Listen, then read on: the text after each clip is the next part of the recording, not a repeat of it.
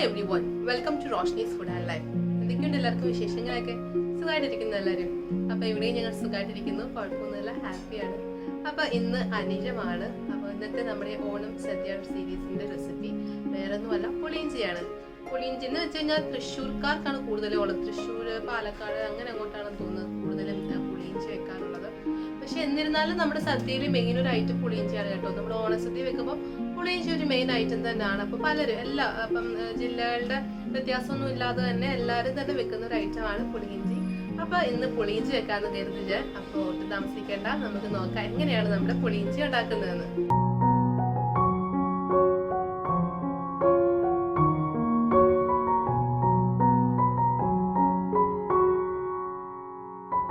അപ്പൊ നമ്മുടെ പുളിയിഞ്ചി ഉണ്ടാക്കാനുള്ള ഇൻഗ്രീഡിയൻസ് ഒക്കെ ഞാനിവിടെ സെറ്റ് ആക്കിയിട്ടുണ്ട്. അപ്പൊ നമുക്ക് എന്തൊക്കെയാണെന്ന് നോക്കാം. അപ്പൊ ഞാനിവിടെ 200 ഗ്രാം ഇഞ്ചി എടുത്തിട്ടുണ്ട് കേട്ടോ. അപ്പം നാട്ടിലെ ഇഞ്ചി ഒക്കെ ആണെങ്കിൽ അത്ര അങ്ങോട്ട് വേണ്ട. കാര്യം എന്ന് വെച്ച് കഴിഞ്ഞാൽ അതിന് കുറച്ച് അതിന്റെ ഫ്ലേവർ, ഇഞ്ചിയുടെ ഫ്ലേവർ കുറച്ച് മുൻപിലായിരിക്കും. അപ്പൊ ഞാനിവിടെ 200 ഗ്രാം ഇഞ്ചി എടുത്തിട്ടുണ്ട്.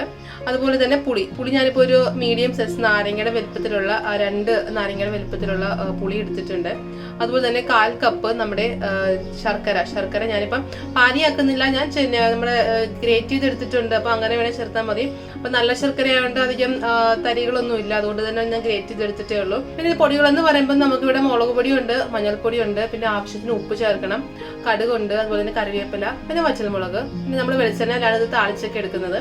അപ്പൊ ഇത്രയും ഇൻഗ്രീഡിയൻസ് മാത്രം മതി നമ്മുടെ പുളിയിഞ്ചി ഉണ്ടാക്കിയെടുക്കാൻ. വളരെ പെട്ടെന്ന് എങ്ങനെയാണ് ഉണ്ടാക്കിയെടുക്കുന്നതെന്നാണ് ഞാനിന്ന് കാണിക്കാൻ പോകുന്നത്. അപ്പൊ നമുക്ക് നോക്കാം എങ്ങനെയാണ് നമ്മുടെ അടിപൊളി പുളിയിഞ്ചി ഉണ്ടാക്കുന്നതെന്ന്. അപ്പൊ നമുക്ക് ആദ്യം ചെയ്യാനുള്ളത് നമ്മുടെ പുളി ഒന്ന് കുതിർത്ത് വെക്കാം. അപ്പം നമുക്ക് ഒരു 1.5 കപ്പ് വെള്ളം ഒഴിച്ച് നമ്മുടെ പുളിയെ ഒന്ന് കുതിർത്തെടുക്കാം.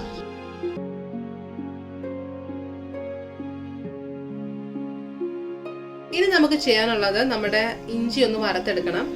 അപ്പൊ ഞാൻ ഇഞ്ചി ആണെങ്കിൽ അരിഞ്ഞെടുത്ത് നമ്മുടെ ചോപ്പറിലിട്ടൊന്ന് ചോപ്പ് ചെയ്തെടുത്തതാണ്. അപ്പൊ നിങ്ങൾക്ക് ഇപ്പം ചോപ്പറൊന്നും ഇല്ലെങ്കിൽ കുഴപ്പമില്ല, ചെറുതായി അരിഞ്ഞെടുത്താൽ മതി. അപ്പം ചതച്ചെടുത്ത് കഴിഞ്ഞുള്ള പ്രശ്നം എന്ന് വെച്ച് കഴിഞ്ഞാൽ എനിക്ക് തോന്നുന്നു ഒട്ടിപ്പിടിക്കും തോന്നുന്നു. അതുകൊണ്ട് ഞാൻ ഇങ്ങനെ ചോപ്പ് ചെയ്തെടുത്ത ഇഞ്ചിയാണ്.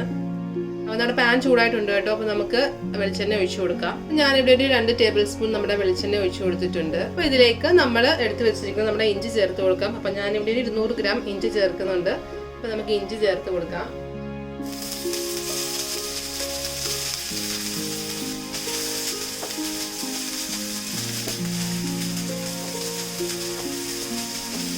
അപ്പൊ നിങ്ങൾക്ക് ഇനി ചതച്ച് ചേർക്കുന്നതാണ് താല്പര്യമെങ്കിൽ അങ്ങനെ ചേർക്കാം. അപ്പം ഇഞ്ചിയെല്ലാം ഒന്ന് കൂടി പോവായിരിക്കും.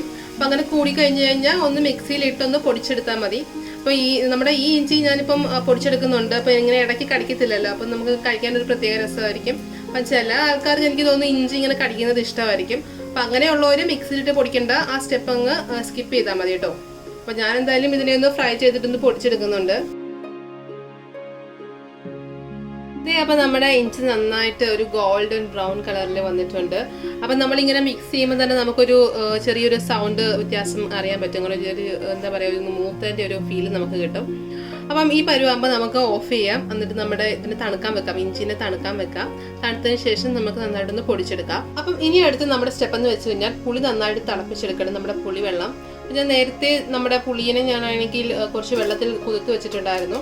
അപ്പൊ ഞാൻ മൊത്തത്തിൽ ഇപ്പം 2 കപ്പ് വെള്ളം ഒഴിച്ചിട്ടുണ്ട്. അപ്പം ആ പുളി നന്നായിട്ട് പിഴിഞ്ഞെടുക്കണം കേട്ടോ. നന്നായിട്ട് അതിന്റെ നീര് മുഴുവൻ ഇറങ്ങി നമ്മളിങ്ങനെ വെച്ചിട്ടുണ്ട്. അപ്പൊ ഇനി നമ്മൾ ഇതിലേക്ക് ചേർക്കാൻ പോകുന്നതെന്ന് വെച്ച് കഴിഞ്ഞാൽ മുളക് പൊടിയും മഞ്ഞൾപ്പൊടിയാണ്. അപ്പൊ നമുക്ക് ഇതിലേക്ക് ഒരു 1/4 ടീസ്പൂൺ മഞ്ഞൾപ്പൊടി ചേർത്ത് കൊടുക്കാം. അതുപോലെ തന്നെ ഒരു 1.5 ടീസ്പൂൺ നമ്മുടെ മുളക് പൊടിയും കൂടെ ചേർത്ത് കൊടുക്കാം. അപ്പൊ നമുക്ക് ഇതൊരു മീഡിയം ഫ്ലെയിമിൽ ഇട്ടിട്ട് ഒരു 10-15 മിനിറ്റോളം തിളപ്പിക്കണം. അപ്പൊ നമ്മുടെ പുളിവെള്ളമൊക്കെ നന്നായിട്ട് വേവണം. അതിനുവേണ്ടിയാണ് നമ്മളിങ്ങനെ മീഡിയം ഫ്ലെയിമിലിട്ട് തിളപ്പിച്ചെടുക്കുന്നത്.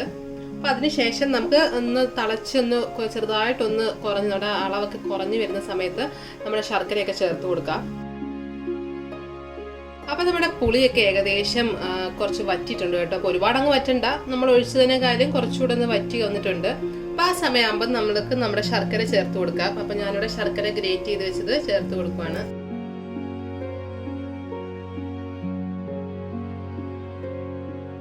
അപ്പൊ നമ്മുടെ ശർക്കരയൊക്കെ നന്നായിട്ട് മെൽറ്റ് ആയിട്ടുണ്ട്.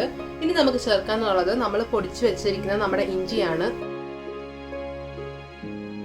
അപ്പൊ നമ്മൾ ഇഞ്ചി ഇവിടെ ചേർത്തിട്ടുണ്ട്. അപ്പൊ ഇഞ്ചിയും കൂടെ ചേർത്ത് കഴിഞ്ഞാൽ ശ്രദ്ധിക്കേണ്ടത് ഫ്ലെയിം അല്പം കുറച്ച് വെക്കണം കേട്ടോ. കാരണം ഇഞ്ചി നമ്മുടെ ആ പുളിയും ശർക്കരയും കൂടെ ആ വെള്ളം ഉണ്ടല്ലോ അതിൽ കിടന്ന് നന്നായിട്ടൊന്ന് സോക്ക് ആവണം, അതുപോലെ തന്നെ ഒന്ന് വെന്ത് കിട്ടുകയും കൂടെ വേണം.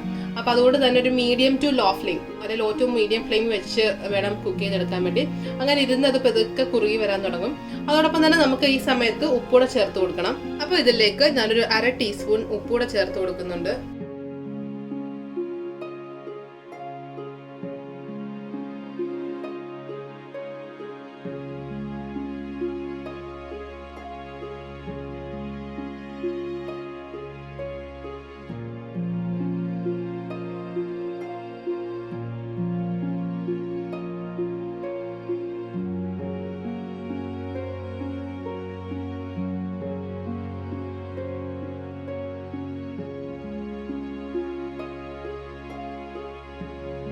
അപ്പം നമ്മുടെ പുളിയിഞ്ചിയുടെ കുറുകി വരുന്നുണ്ട് കേട്ടോ. അപ്പം നിങ്ങൾക്ക് കാണാൻ വരുന്നില്ലേ, കൺസിസ്റ്റൻസി മാറി വരുന്നുണ്ട്.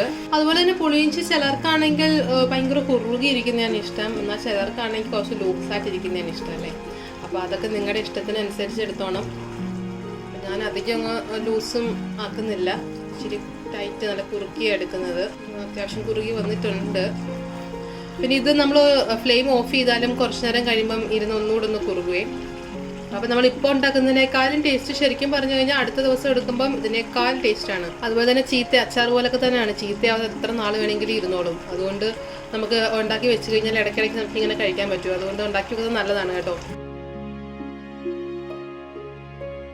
അപ്പം നമുക്ക് ഇനി നമ്മുടെ പുളിയിഞ്ചിക്കകത്തോട്ട് കടുക് വറുത്തിടാം. അപ്പം വേറെ ഒന്നും നമ്മൾ ചേർക്കുന്നില്ല. പച്ചമുളക്, കറിവേപ്പിലയും കടുകും മാത്രമേ ചേർക്കുന്നുള്ളൂ. അപ്പം ഉള്ളിയൊക്കെ ചേർത്ത് കഴിഞ്ഞാൽ വേഗം ചീത്തയാവാനുള്ള സാധ്യതയുണ്ട്. അതുകൊണ്ട് തന്നെ നമ്മൾ അത്രയും മാത്രമേ ചേർക്കുന്നുള്ളൂ. അപ്പം നമുക്ക് കടുക് വറുത്തെടുക്കാനായിട്ട് ഞാനിപ്പം എണ്ണ ഒഴിച്ച് ചൂടാക്കിയിട്ടുണ്ട്. അപ്പം അതിലേക്ക് നമുക്ക് കടുക് ചേർത്ത് കൊടുക്കാം.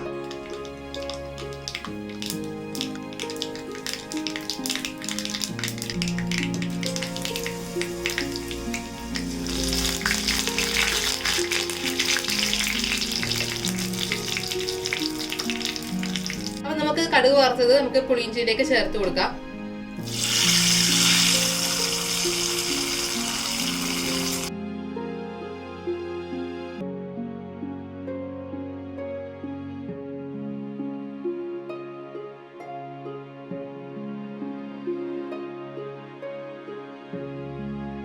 ടേസ്റ്റി ആയിട്ടുള്ള പുളിയിഞ്ചി ഞാനൊരു സെർവിംഗ് പ്ലേറ്റിലോട്ട് മാറ്റിയിട്ടുണ്ട്. ഒരുപാട് നാളെ കേട് കൂടാതെ ഇരിക്കും കേട്ടോ. അപ്പം നമുക്ക് ഫ്രിഡ്ജിൽ വേണേൽ സൂക്ഷിക്കും. പുറത്താണെങ്കിലും കുറച്ച് ദിവസം ഇരിക്കും. അതിനുശേഷം ഫ്രിഡ്ജിലെടുത്ത് സൂക്ഷിച്ചാൽ മതി. ഒരുപാട് നാൾ നമുക്ക് കഴിക്കാൻ പറ്റും പുളിയിഞ്ചി. അപ്പം വെറുതെ ഉണ്ടാക്കി കഴിഞ്ഞ് കഴിഞ്ഞാൽ കുറേ നാളത്തേക്ക് നമുക്കത് കാണും. അപ്പം നല്ല ടേസ്റ്റിയാണ്. ഒരുപാട് പണികളൊന്നും ഇല്ലാതെ വളരെ പെട്ടെന്ന് ഉണ്ടാക്കുന്ന രീതിയിലാണ് ഞാൻ കാണിച്ചിരിക്കുന്നത്. അപ്പം ഞാൻ പ്രതീക്ഷിക്കുന്ന കുറച്ച് പേരെങ്കിലും നമ്മുടെ ഈ ഓണത്തിന് പുളിയിഞ്ചി ഉണ്ടാക്കുമെന്ന്. അപ്പൊ ഞാൻ നേരത്തെ പറഞ്ഞ പോലെ ഇന്ന് അനിഴമാണ്. അനിഴത്തിന്റെ പ്രത്യേകതകൾ എന്തെന്ന് വെച്ച് കഴിഞ്ഞാൽ നമ്മുടെ ഉത്രട്ടാതി വള്ളംകളി ഇല്ലേ, അപ്പം എല്ലാവർക്കും ഒട്ടുമിക്ക എല്ലാ മലയാളികൾക്കും അറിയാവുന്നതാണ് ഉത്രട്ടാതി വള്ളംകളി എന്താന്നല്ലേ. അപ്പം ഉത്രട്ടാതി വള്ളംകളിക്കുള്ള വള്ളങ്ങളെല്ലാം തയ്യാറായി എല്ലാം റെഡി ആയിട്ടിരിക്കുന്നത് നമ്മുടെ അനിഴത്തിന്റെ അന്നാണ്. സോ എല്ലാം ഫിനിഷ് ചെയ്ത് വള്ളങ്ങളുടെ പണികളാണെങ്കിലും എല്ലാം ഫിനിഷ് ആയിട്ടിരിക്കുന്ന ദിവസമാണ് അനിഴം. അതുപോലെ തന്നെ നമ്മുടെ അത്തപ്പൂക്കളത്തിന് ഒരു ലെയർ പൂക്കളം കൂടെ കൂടിയിരിക്കുകയാണ്. ഇത്രയൊക്കെ പ്രത്യേകതകളെ നമ്മുടെ അനിഴത്തിലുള്ളൂ. അപ്പൊ അടുത്ത റെസിപ്പിയായിട്ട് നമുക്ക് നാളെ കാണാം. അതുവരെ ബൈ, ടേക്ക് കെയർ. രുചിയുടെ വർണ്ണങ്ങൾ നിങ്ങളുടെ മനസ്സ് നിറയ്ക്കട്ടെ. സ്നേഹത്തോടെ റോഷ്നീസ് ഫുഡ് ആൻഡ് ലൈഫ്.